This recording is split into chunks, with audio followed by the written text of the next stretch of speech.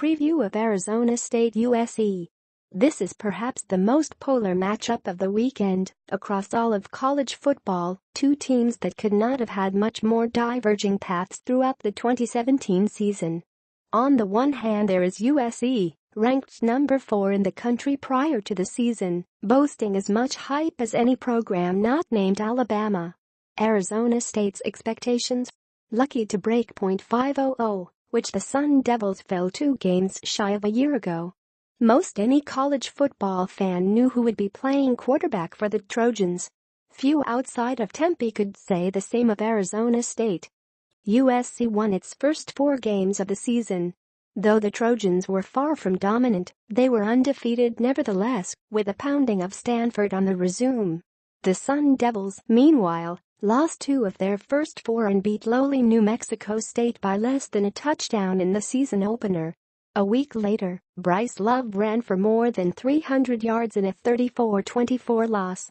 And then something happened. To both programs. USC lost at Washington State and again at Notre Dame, and needed a last-second stand on a 2-point conversion to fend off Utah. Arizona State upended Washington and those same Utes, thumping them 30-10, in Salt Lake City, no less. USC's defense, once vaunted at the beginning of the year, feared for its blinding speed in the secondary, began cracking, until Notre Dame blasted the Trojans for 49.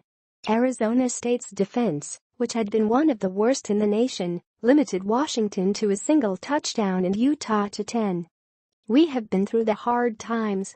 I think it builds character and toughness, Arizona State coach Todd Graham said earlier this week at his media availability.